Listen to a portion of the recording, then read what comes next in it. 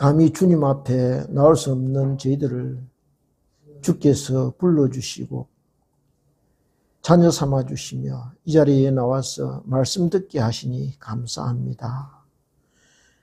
지금 이 시간 저희들이 주님 앞에 엎드려 말씀 듣고자 합니다. 주님 우리의 마음을 열어주시고 성령이 함께 말씀 중에 운행하여 주시어서 그 말씀이 우리의 귀에 들려지게 하시고 우리 마음을 움직이게 하시고 우리 마음을 돌려놓게 하셔서 주님 우리의 일상들이 잘못된 일상들이 마음속에 있는 여러 상처와 가시들이 다 제거되게 하시고 해결되게 하시고 꼬여지고 섞여있던 여러 문제들이 말씀 안에서 주님 해결되는 이 시간이 될 수 있도록 함께하여 주시옵소서. 주님 부족합니다. 입술을 주님께서 붙잡아 주시옵고 그리하여 이 말씀이 전하는 말씀이 생명의 말씀 되게 하시고 살아있는 말씀 되게 하셔서 저희들이 세상에 나가서 말씀의 힘을 의지하여 살 때에 새로운 역사가 일어나고 주님 생명의 역사가 일어나는 그런 말씀 될 수 있도록 저희들의 마음을 이 시간 붙들어 주시고 함께하여 주시옵소서. 감사드리옵고 예수님 이름으로 기도드리옵나이다. 아멘.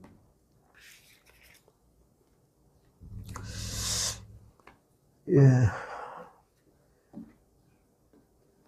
지금 역대기서 묵상이 계속되고 있는데요.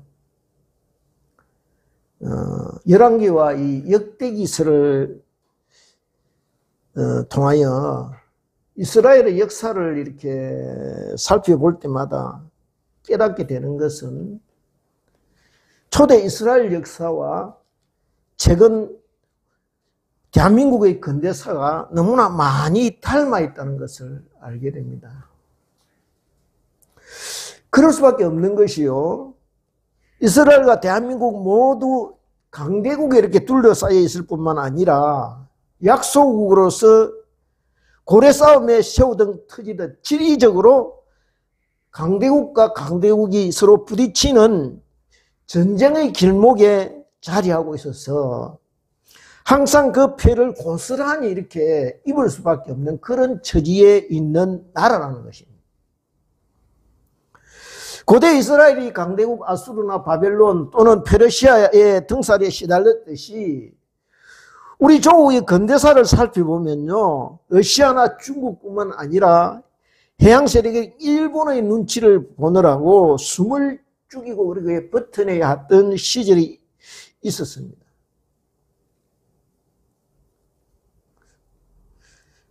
지구본을 가만히 앞에 제가 이 세계 지도를 한번 그리려고 보니까 도저히 엄두가 안 나서 이게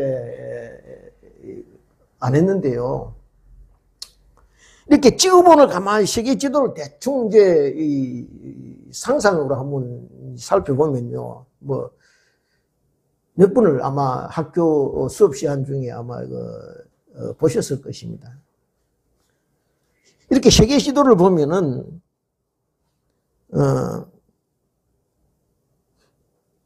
지금의 대한민국이 자리하고 있는 위치가 어디쯤 되는가 이렇게 한번 살펴볼 수 있는데요. 그림을 그리지 않고 제가 이게 유튜브를 찾아보니까 네이버를 찾아보니까 러시아는 우리나라의 남북한을 합쳐서 77배 면적이, 중국은 남북한 면적이 44배. 그러니까 대국이지. 아주 큰 나라죠. 인구는 거기에 뭐 14기니까 우리는 5천만이니까 한 28배 되지, 중국은. 그처럼 큰 나라의 안에 중간에 이렇게 조그마하게 끼어 있는 것을 우리가 볼 수가 있습니다. 그죠? 그런데 러시아나 중국 주위를 보면은 모든 나라들이 그 일성국가, 옛날에 일성국가였던 나라들, 뭐 우크라이나, 무슨 스탄, 키르기스탄, 여러 나라들 있지 않습니까? 그죠? 일성국가들. 중국이나 러시아도 마찬가지지만은 그런 나라들이 전부 다 공산화되었습니다. 그죠? 중국 옆에 있는 나라들이. 몽골, 그 다음에 뭡니까? 어디 베트남, 캄보디아, 라오스, 이 전부 다 중국 옆에 있는 나라. 러시아 옆에 있는 나라들이 전부 다 공산화되었습니다.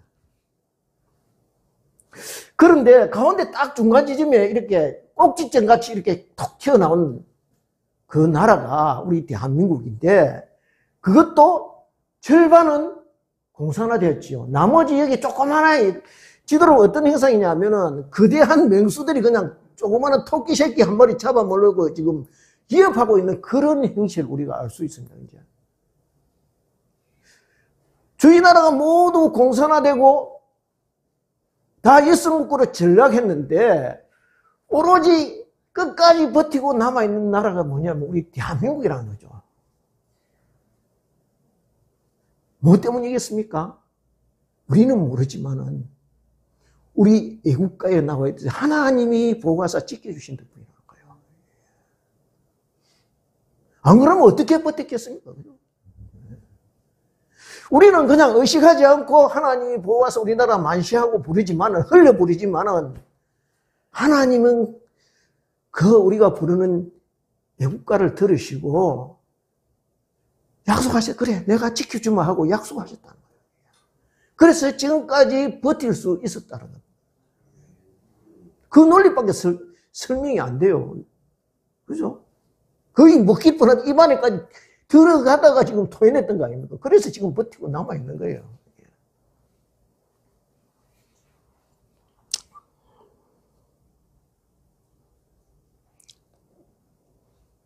그렇게 하나님이 우리가요, 지금까지 편안하고 안전하게 지낼 수 있게 은혜를 베풀어 주셨다는 거예요.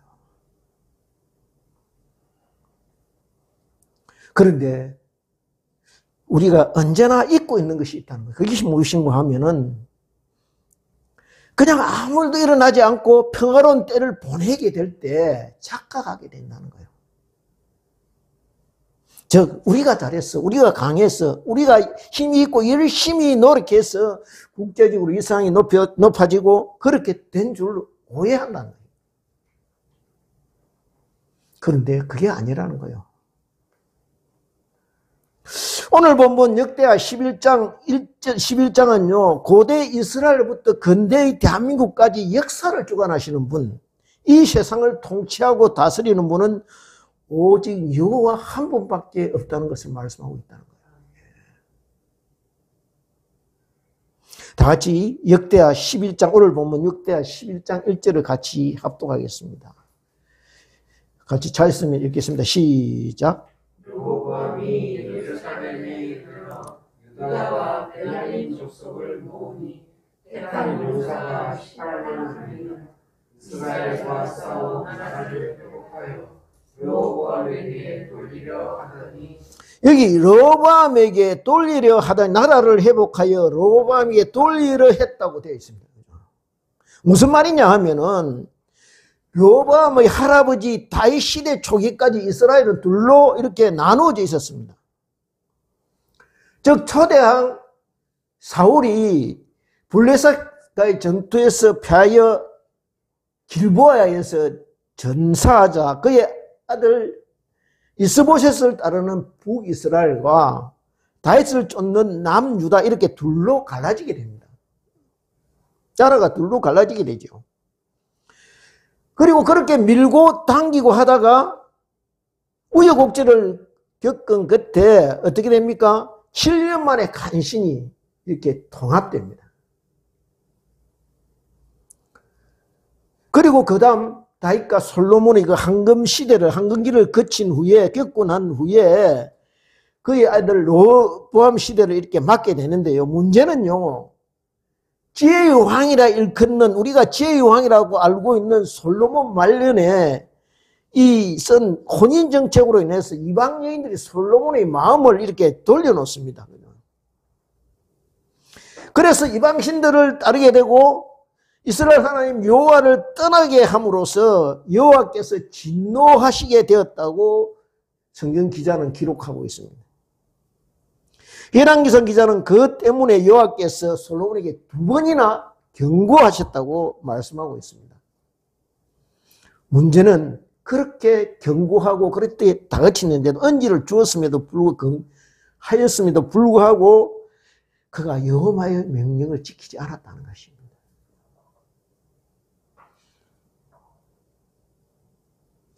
하나님 말씀보다요, 인간이 본성적으로 여자 말을 더 잘 듣게 돼 있는 거예요. 그래서 할 수 없이 하나님께서 솔로몬에게 이렇게 말씀하십니다. 그것이 이제 오늘 열왕기상 한번 찾아보겠습니다. 9장, 11장 9절부터 13절까지입니다. 페이지수가 531페이지입니다. 페이지수가 531페이지입니다. 어떻게 이 자꾸 어긋난 길로 가는 어깃장을 놓는 솔로몬에게 하나님은 어떻게 말씀하시는가 한번 보겠습니다. 찾으셨으면은 찾으셨습니까? 제가 읽겠습니다. 여호와께서 솔로몬에게 말씀하시되 네게 이러한 일이 있었고 또 내가 내 언약과 내가 명한 법도를 지키지 아니하였으니 내가 반드시 이 나라를 내게서 빼앗아 내 신하에게 주리라. 같이 읽겠습니다. 찾으셨습니까? 안 맞아요 이게?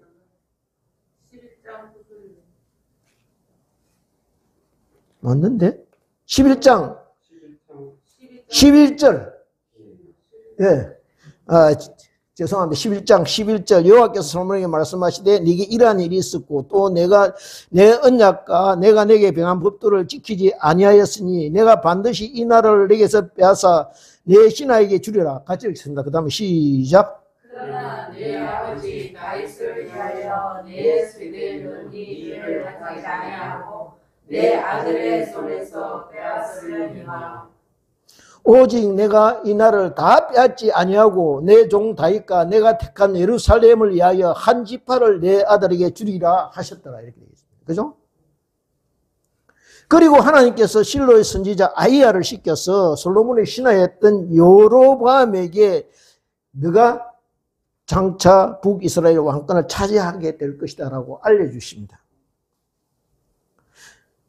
그리고 이후에 전개되는 이야기는요, 우리가 알다시피 여로보암을 앞세운 백성들이 솔로몬 때 노예에 이제 시달리게 되었음을 이렇게 틀어놓고, 이제부터 그 지긋지긋한 노예에게서 좀 해방시켜 달라고 청원하러 옵니다. 로보암 왕한테.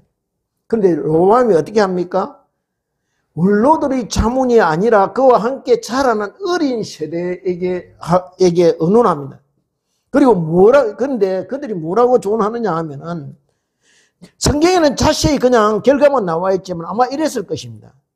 지금 왕권이 교체되는 그런 위험한 시기다. 그러니까 격분기다. 그러니까 이런저런 불평이 여기저기서 막 터져 나올 수 있을 것이다. 그러니 초장부터 아예 잡아야 된다.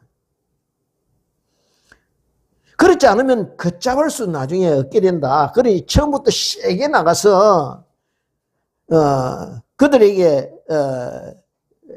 아주 강압적으로 그렇게 대하지 않으면 안 된다. 그래서 어떻게 로보암이 이야기하면은 성경에도 나와 나는 너희들의 명예를 더욱 무겁게 할 것이다. 내 아버지는 채찍으로 다스리는 나는 어떻게 해요? 정갈 채찍으로 다스릴 것이다. 라고 이렇게 강압적으로 이야기합니다. 그러니까 한수를 더 떠는 거죠. 생각해보죠. 무려 한 20년, 성전 7년, 그리고 왕궁 13년, 20년을 이 공사하느라고 기진맥진한 사람들입니다. 그죠? 이제 좀 편하게끈이 했는데, 로보암이 지금 어떻게 이야기하고 있습니까? 나는 내 아버지하고는 비교가 안 된다. 그렇게 이야기합니다.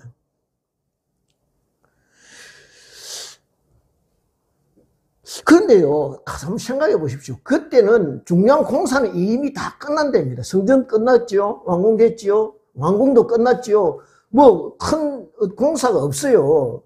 그냥 그대로 아버지 다 해놓은 걸 그대로 이어받아서 그냥 순조롭게 통치만 하면 되는 겁니다. 그런데 이 뭐 한껏 어깨에 힘이 들어가서 이제 강압적으로 이야기하니까 백성들이 어떻게 합니까?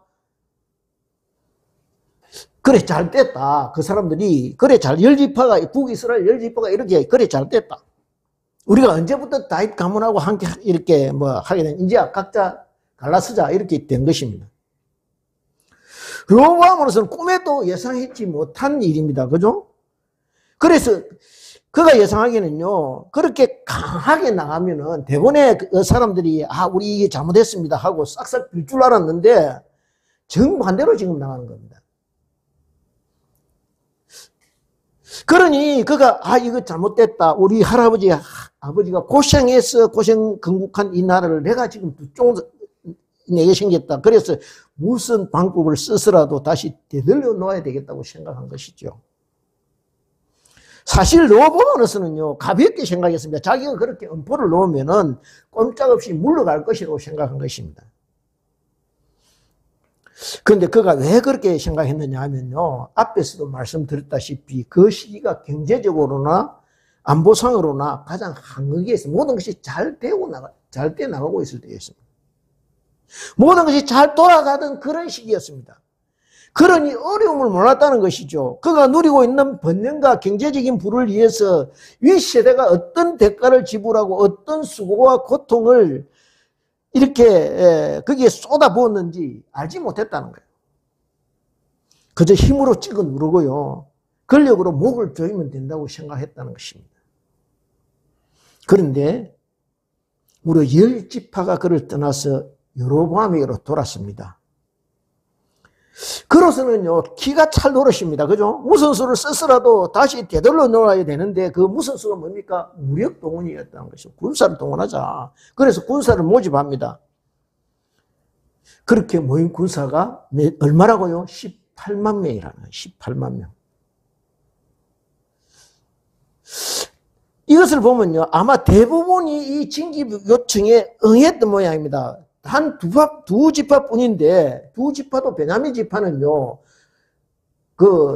전부 다가 아닙니다. 일부는 또 저쪽으로 갔어요. 그런데 18만 명이 모였다는 것은요, 이 징집 요청에 많은 사람들이 응했다는 거예요.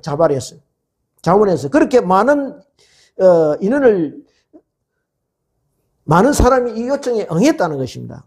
그런데 생각해 보십시오. 그들이 상대할 북이스라엘은요, 10지파입니다. 10지파 지금. 이들보다 5배가 많은 숫자입니다. 수적으로 볼 때 절대적으로 불리합니다. 그럼에도 이 사람들이 주저하지 않은 것은 이유가 있을 것입니다. 그 이유가 무엇이냐 하면은 이 싸움은 명분이 있는 싸움이라는 것입니다. 무슨 명분입니까? 하나님께서 원하시는 싸움이라는 것입니다. 아마 그것을 하나님이 분열된 이스라엘을 원하지는 않을 것이다. 다시 하나로 합쳐야 된다. 이 싸움에 그래서 우리가 나서야 된다라고 설득했을 것이라는 거예요.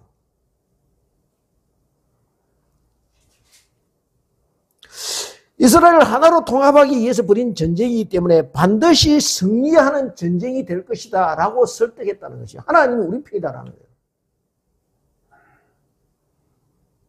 나라를 두 쪽 내고 분열시키는 세력에 맞서 하나님이 원하시는 나라, 통합된 나라로 돌아가자 하면서 전쟁이 임하였을 것입니다. 그런데요, 그것은 하나님의 뜻이 아니라는 거예요. 명분이 있고 그럴듯하지만은 그것이 하나님의 뜻은 아니라는 거예요. 아니, 하나님의 뜻은 그 정반대에 있었다는 거예요. 다 같이 2절을 합독하겠습니다. 2절을 같이 읽겠습니다. 시작. 여호와의 말씀이 하나님의 사람 스마야에게 임하여 이르시되, 스마야에게 임하여 이르시되라고 되어 있습니다. 그는 로보암 시대에 활동한 하나님의 사람입니다. 당초 이스라엘이 남북으로 나누어질 것을 예언한 사람은요, 실로 사람 아이야 선지자입니다. 그런데 느닷없이 스마야가 나타나 경고를 합니다. 4절을 같이 보겠습니다. 4절을 같이 읽겠습니다. 시작. 여호와께서 이같이 말씀하시기를 너희는 올라가지 말라. 너희 형제와 싸우지 말고 각기 집으로 돌아가라. 이 일이 내게로 말미암아 난 것이라 하셨다 하라 하신지라. 그들이 여호와의 말씀을 듣고 돌아가고 여로보암을 치러 가던 길에서 돌아왔다. 성경은요, 이렇게 결과만은 간단하게 기록하고 있지만 생각해 보십시오. 여로보암의 입장에서는 간단하지가 않았을 것이라는 겁니다. 왜냐하면은 여기에 택한 용사가 18만 명이라고 되어 있습니다. 18만이라고 되어 있습니다. 그죠? 그 말은 이미 군대 점호가 끝났다는 것을 이야기해 주고 있습니다. 이제 모든 준비를 갖춰놓고 돌격 앞으로 명령만 내리만 하면 되는 그런 상태에 있다는 것입니다. 그런데요, 그런 와중에 애들 전쟁놀이도 아니고, 야, 이제 싸울 필요가 없다. 그러니 집으로 그냥 돌아가도 된다. 이렇게 말한다면은 왕의 체면은 어디 되고 어떻게 해요? 국가적 위신은 어떻게 되겠느냐. 모든 준비가 다 끝난 상태에서 그렇게 멈추기가 쉽지 않다는 거예요. 무엇을 말씀하고 있습니까? 여로보암이 이스라엘이 둘로 나누어지는 것을 하나님의 뜻으로 알고 받아들였다는 것입니다.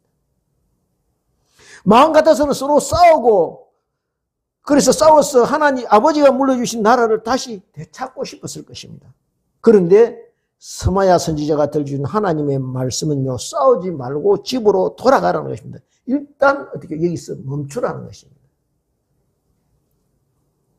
여호와께서 내가 그렇게 이스라엘을 둘로 나누어지게 만들었다는 것입니다. 왜 그렇게 하셨겠습니까? 왜 멀쩡하던 나라를 둘로 나누어지게 하셨을까요? 이유는 단 한 가지입니다. 앞에서 말씀드렸다시피 아버지 솔로몬이 여호와의 명령을 따르지 않고 하나님을 떠났기 때문입니다. 그의 할아버지 다윗과 세운 언약을 어겼기 때문입니다. 마찬가지입니다. 대한민국은요, 기도로 시작한 나라입니다. 이승만 대통령을 비롯한 우리 믿음의 선조들이 하나님의 기적 같은 도우심으로 출발한 나라입니다. 그러나 후 세대들이 하나님 앞을 떠나 언약을 배반하고 자기중심적으로 살게 될 때 하나님이 축복한 그 약속도 저와 여러분 곁을 떠나게 될 것이라는 것이죠. 여로보암이 왜 전쟁을 포기하고 멈추게 됩니까? 스마야가 들려주는 경고의 음성을 하나님의 여호와의 음성으로 받아들였기 때문입니다. 즉 그가 말씀 앞에 겸손해졌기 때문입니다. 이스라엘 역사를 보면요, 대부분의 왕들이 결정적인 시기에 하나님의 말씀을 무시하고 자기 뜻대로 움직입니다. 눈앞에 이기가 닥치고 나라의 명운이 바람 앞에 등불같이 가물가물해지면요, 말씀이 잘 들어지지가 않습니다. 왜요? 불안하기 때문에. 너희는 가만히 있어 오늘 내가 너희에게 행하는 일을 볼지어다 라고 말씀하시지만은 정작 그렇게 가만히 있어지지가 않는다는 거예요. 왜요?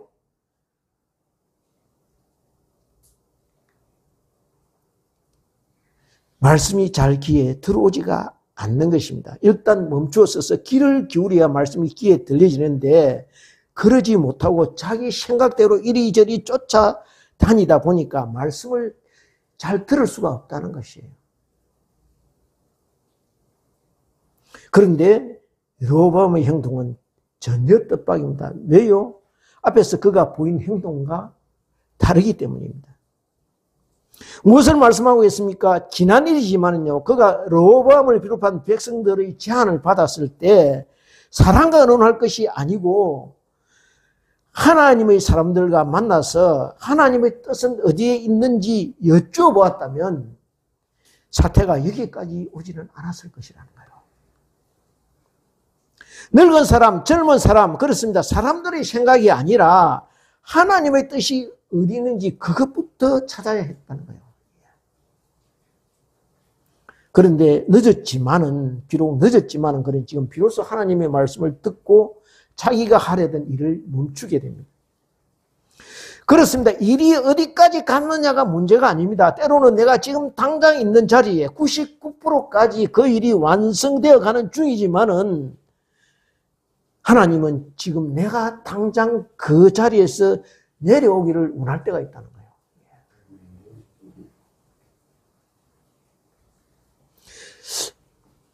제가 직장에 있으면서 보니까요, 많은 사람들이 이때까지 투자해 놓은 것이 아까웠어.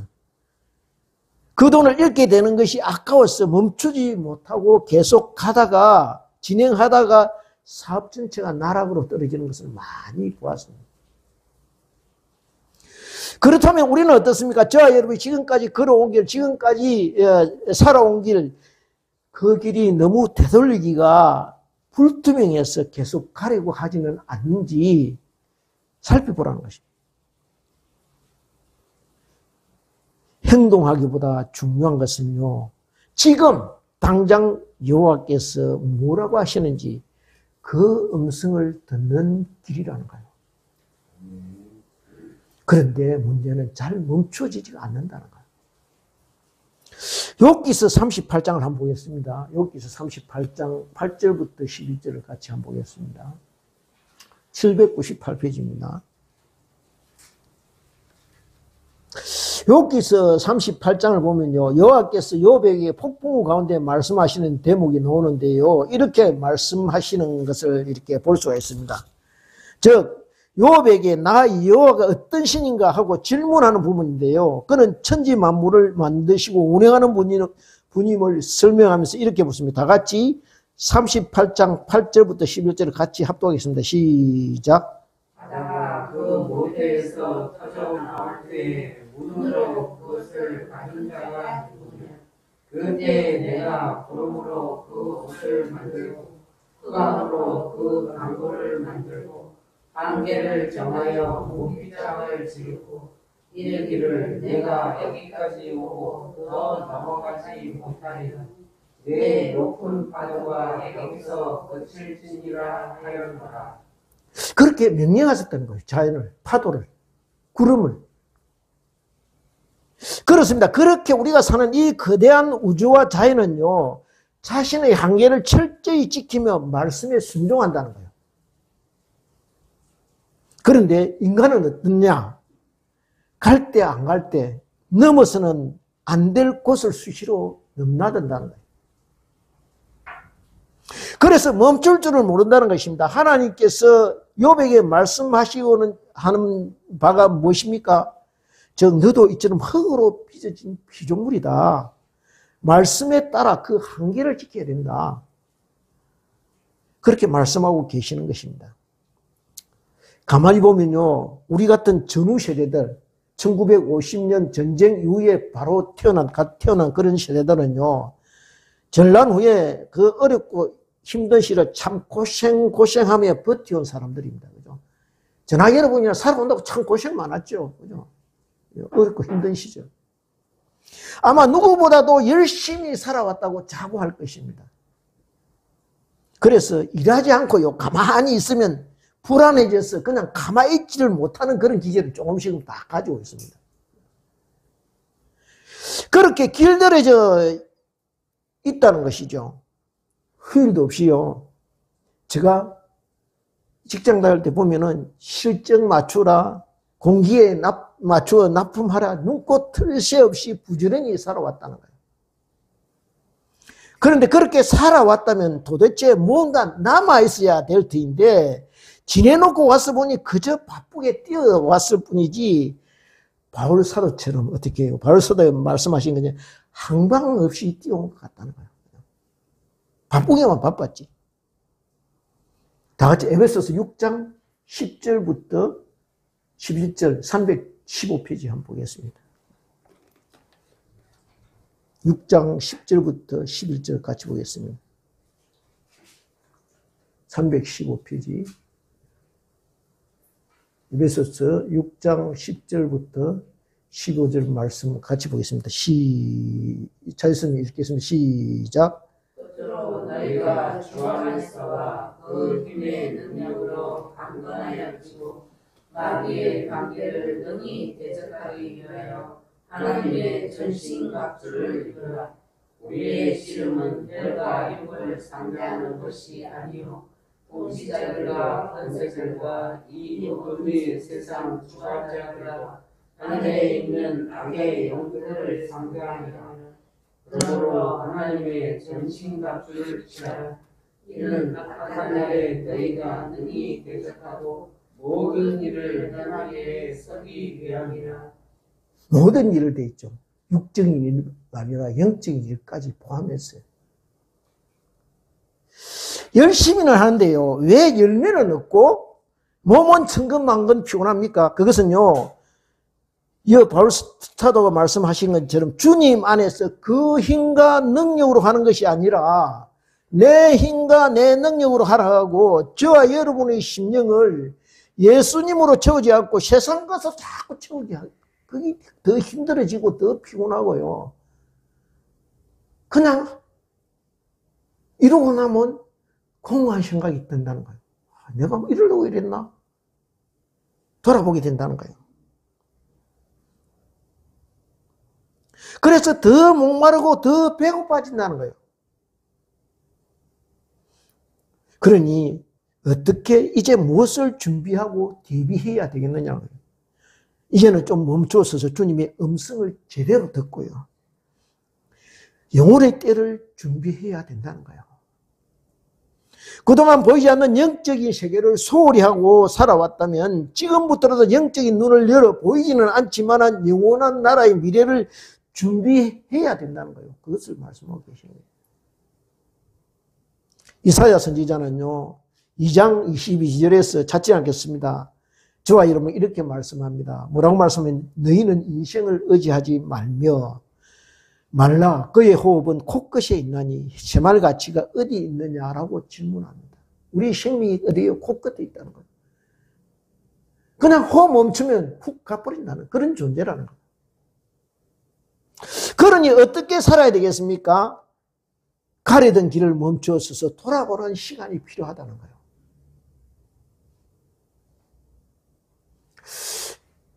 우리가 거칠 자를 한자로 써보면요, 이렇습니다. 그죠? 이게 거칠 자입니다. 거친다, 멈춰 선다라는 뜻입니다. 이게 좀 튀어나오네요. 그런데 일이 있으면 요에 하면은 무슨 자입니까? 이게요, 발을 정자입니다. 발을 정자예요. 거칠지 위에 이게 하늘을 덮어 씌우면 발할지 무슨 말이냐 하면은 가만히 멈추었어서 하늘의 하나님을 바라보면은 바르게 간다는 거예요. 바르게 간다는 거예요. 중국이 참 뜻글자가요. 의미 있는 글자입니다. 여기 보니까.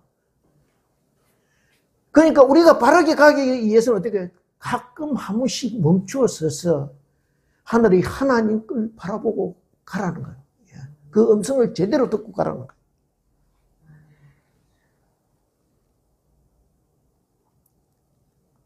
우리 모두요,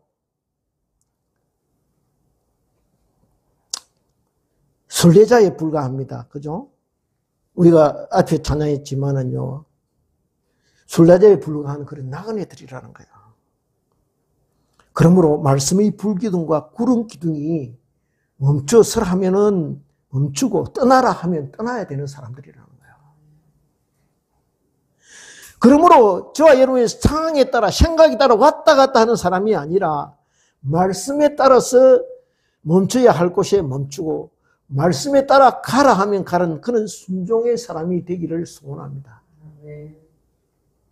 잃어버린 것, 내 손을 뜯어버린 것, 그것에 집착할 것이 아니라 저와 여러분이 손에 쥐고 있는 것, 그거 하나님께서 저와 여러분에게 맡겨주신 귀한 은혜로 알고 힘을 다해 충성하는 사람들 되기를 소원합니다. 왜냐하면 하나님께서 저와 여러분에게 주신 시간과 돈, 그리고 여러 가지 여건들, 환경, 그것을 파도에게 명령하듯이 거기까지만이라고 명령하셨다고 믿으시기를 바랍니다. 비록 볼품없고 작지만은 그렇게 작은 일에 충성하고 진심을 다해 섬길 때 하나님께서 더 큰 것으로 맡겨주신다는 거예요. 그런데 이처럼 이때껏 추진하든지 열심히 계획하고 꿈꾸는 일을 포기하기가 쉽지 않다는 거예요. 그런데 여로보암은요, 말씀을 딱 감히 내려놓습니다. 그리고 어떻게 하느냐 하면은, 다 같이 5절 말씀을 같이 합독하겠습니다. 본문, 역대 11장 5절 말씀을 같이 합독하겠습니다. 시작. 여로보암이 예루살렘에 살면서 유다 땅에 강렬한 성들을 건축하였으니. 그렇게 6절부터, 10절까지를 같이 읽겠습니다. 시작. 베들레헴과 에돔과 도아와 베술과 소와 아들람과 가고와 마레사와 십과 아드라임과 야비스와 아세나와 소라와 아얄론과 헤브론이 다 유다와 베냐민 땅에 있어 견고한 성읍들이라. 그가 어떻게 했느냐 하면은 전쟁을 포기하는 대신에 그에게 맡겨준 두 지파의 땅을 지키기 위해서 혼신의 힘을 다했다는 거예요. 제대로 알았다는 것이다. 하나님께서 그에게 맡기신 것은 이 두 지파가 가는 것을 받아들이겠다는 거예요. 진심으로. 그래서 어떻게 합니까? 그나마 주신 것을 제대로 지키내고 내기 위해서 각 곳곳에 방비를 철저히 했다는 것입니다. 성을 여기 보면 6절에 베들레헴부터 시작해가지고 10절에 보면 어디가 있습니까? 헤브론까지 이런 각 성 주위의 성들을 아주 다시 정비를 하였다는 것입니다. 그는 하나님이 그에게 맡겨주신 자신의 한계를 제대로 알고 그것을 받아들였다는 것이죠. 마음에 들든 마음에 들지 않든 그것이 나에게 주신, 하나님이 나에게 주신 기업의 일이라는 것을 인정했다는 것입니다. 생각해 보십시오. 이웃나라 북이스라엘의 왕 여로보암이 어떤 사람입니까? 한낱 근로감독관에 불과한 사람입니다. 그죠? 그런데 르호보암으로서는 이 사실을 받아들이기 힘들었을 겁니다. 왜요? 일개 근로감독관이 북이스라엘의 10지파를 통치하고 있는데 지금 자기는요 두 지파만을 데리고 왕노릇 한다고 생각하니까 생각하면 구차이가 이럴 때 그냥 열불이 안 나겠습니까? 이 자다가도 깨서 내가 어쩌다가 이렇게 됐는지 이렇게 생각 들지 않겠습니까? 그죠? 그런데 그는 체면, 명분, 비교당하는 것 다 내려놓고 말씀에 순종했다는 거예요. 말이 쉽지 그게 잘 안 됩니다. 저 경험으로요. 저 경험으로 그게 잘 안 됩니다. 제가 한때요, 직장 다닐 때 직원이 한 20명 되는 곳이 이렇게 근무했던 적이 있습니다. 좀 큰 지점이었습니다. 그런데 그러다가 직원 6명의 이 기업금융지점이라는 데 발령을 받은 적이 있습니다. 막상 발령을 받고 나니까 어떤 생각이 드냐면 내가 무엇을 그렇게 잘못했나? 나 열심히 일했는데. 그리고 그곳에 있는 직원들은 어떻게 나를 주위의 직원들은 나를 어떻게 생각해요? 저가 뭐가 잘못하긴 했는 모양이다. 이런 식으로 생각하지 않겠나? 그래서 이런 곳으로 쫓겨나, 그런 곳으로 쫓겨가나라고 생각하지 않을까? 별별 생각이 다. 나중에 아예 출근하고 싶지가 않다. 나가기가 싫은 거예요, 직장에.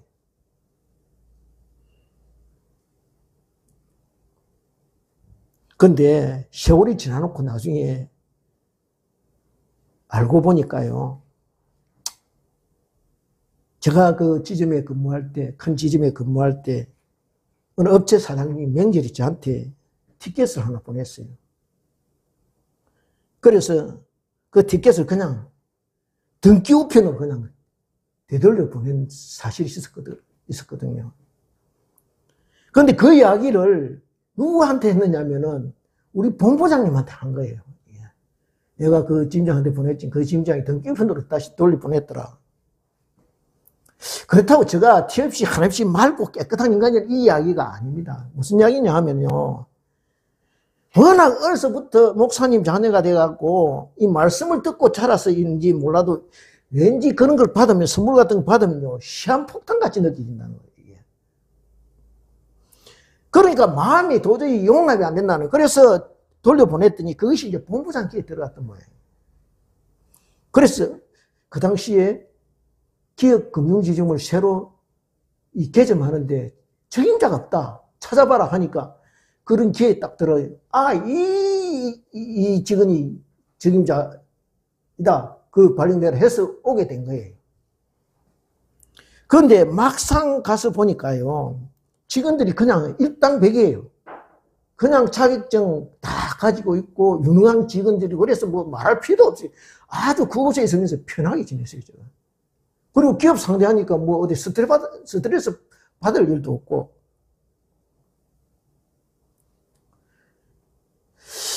저는 그냥 직장 상사가 나를 몰라준다 해서 섭섭했는데 그게 아니더라는 거예요. 무엇을 말씀드리고자 하면은 남과 비교하거나 비교당하는 것, 그거 아무것도 아니라는 거예요. 좋은 자리다, 별 볼 일 없는 자리다, 그냥 자리에 연연해 하지 않고 맡겨진 일을 열심히 했더니 하나님께서 그에 합당한 복을 주시더라는 거예요. 다 같이 이제 13절을 같이 합독하겠습니다. 13절을 같이, 11장 13절을 같이 시작. 온 이스라엘의 제사장들과 레위 사람들이 그들의 모든 지방에서 여호와에게 돌아오되. 여기 보십시오. 그렇게 자기 맡은 것을 알고 충성, 사람들이 그냥 몰려오는 거예요, 자기한테. 자기 한 거 뭐 있습니까? 오라고 뭐 부탁한 것도 아니잖아요. 근데 자기 일에 그냥 자기 한계를 알고 열심히 그 일에 맡겨진 일에 충성했더니 하나님께서 사람을 붙여주시는 거예요. 제가 이 말씀 듣고 어떤 느낌이 드는가 하면요. 6.25 동란 때 서울이 수복되고 나서 평양까지 국군이 밀고 올라가지 않습니까? 북한 공산치하에서 예배 드리던 것을 제약받던 성도들이 어떻게 됩니까? 물밀듯이 남쪽으로 이렇게 밀려오죠. 왜요? 신앙을 지키기 위해서 북이스라엘의 여로보암이 여호와의 제사장 직분을 행하지 못하게 하니까 사람들이 지금 남유다 쪽으로 이렇게 몰려오는 것입니다. 14절 15절을 한번 보면요. 레위 사람들이 자기들의 마을들과 산업을 떠나 유다와 예루살렘에 이르니 이는 여로보암과 그의 아들들이 그들을 해임하여 여호와의 제사장 직분을 행하지 못하게 하고라고 되어 있습니다. 왜 그렇게 합니까? 여로보암이 걱정했습니다. 어떻게 걱정하면 이 사람들 그대로 놔두면 제사장들 레위인들이 앞으로 이들이 주도해가지고 여기 있는 북이스라엘 백성들을 끌고 남유다로 우리가 예루살렘에 가서 예배드리자 하고 하나둘씩 끌고 가서 이렇게 데리고 갈 것이다. 그럼 예배드리자는 명분하에 그러다 보면 북이스라엘의 지지 기반이 무너져서 결국 망하고 말 것이다 라고 걱정한 것입니다. 그래서 결사적으로 망한 건 어떻게 했는지 사입이 여기 수염소 송아지라고 그러죠. 제가 가만히 보니까 수염소에 보니 힘을 상징합니다. 그죠? 권력과 어디 송아지는 뭡니까? 돈입니다. 유물론. 9.11 테러 때 우리 금융센터 앞에 뭐가 있는지 압니까? 송아지가 있어요. 송아지. 돈입니다. 돈과 권력 가지고요. 그것을 하나님 대신 섬겼다는 거예요. 이게.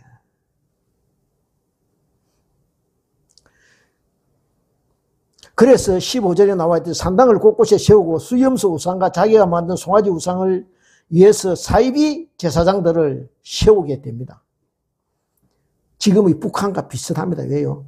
여호와 하나님 대신에 비슷한 것, 김일성을 우상하는 것입니다. 이제 16절, 17절을 같이 읽겠습니다. 시작.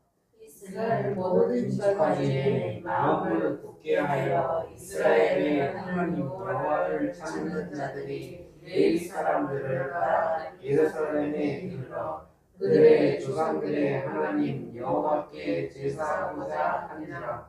그러므로 3년 동안 유다 나라를 도와 솔로몬의 아들 르호보암을 강성하게 하였으니 이는 우리가 3년 동안을 다윗과 솔로몬의 길로 행하였습니다. 다른 방법이 그 무슨 말이에요? 어떻게 하느냐? 말씀이 정상적으로 선포되고 저와 여러분이 살아있는 예배를 하나님께 드리기만 하면 어떻게 해요? 그래서 우리 대한민국이 영적으로 깨어있고 하나님의 종들이 어떤 경우에도 흔들리지 않고 믿음 지키고 자리 굳게 지키고 있을 때 다시 역사가 회복된다는 거예요. 그것을 말씀하고 있는 것입니다.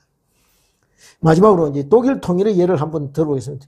독일이 통일되는 과정에서 이 기독교가 예수 믿는 사람들이 어떻게 역할을 했는가 그것을 한번 예로 들어보겠습니다. 1982년에 옛 동독의 라이프치히에 있는 성 니콜라이 교회를 다니고 있는 피러 목사님이 있었습니다. 그 목사님의 주도하에 1982년부터 그러니까 그 베를린 장벽이 무너지기 7년 전부터 9월부터 매주 월요일 평화 기도회가 시작됩니다. 기도회에 참석한 사람들이 점차 늘어났고요. 이들은 자연스럽게 거리로 나서서 공산 독재 정권의 타도를 외치게 됩니다. 그리고 드디어 89년 수만 명이 참가한 동독 월요 시위로 이어지게 됩니다. 예배를 마치고 이제 시대에 이렇게 합류하게 되었겠지요. 결국 동독의 독재자 에리 호네크가 이에 굴복하게 되죠. 그리고 11월 9일 베를린 장벽이 무너지게 됩니다. 그런데요, 이 일련의 과정을 잠깐 살펴보면 몇 가지 놀라운 일을 알게 되는데요. 이렇게 기도회 중간에 참석하는 사람들이 늘어나자 공산당이 경찰을 시켜서 어떻게 도로를 차단하고 검문 검색을 강화하고 심지어 독일 통일사회당의 우리로 치면 노동당, 북한을 치면 노동당 당원들을 시켜서 어떻게 해요? 교회에 전부 다 몰래 사이에 앉게 합니다. 1000명을. 한 2000명 출석하는 교회에 그러니까 절반을 공산당 요원들을 이렇게 참석시켰다는 거예요. 그래서 감시해라. 무슨 말을 하는지, 어떤 사람이 요 주위에 있는지 감시해라. 이렇게. 그런데요, 그들이 모르는 것이 하나 있었는데 뭐냐 하면은 하나님의 말씀, 복음의 능력이 얼마나 위력을 있는지, 사람을 변화시킬 수 있는지를 그들이 몰랐다는 거예요. 비밀경찰들이요, 매주 월요일마다 산상수훈의 말씀을 듣고서는 자기도 모르게 변화되기 시작했다는 거예요. 이렇게 하나님의 말씀은 그 자체가 다이나믹하다는 거예요.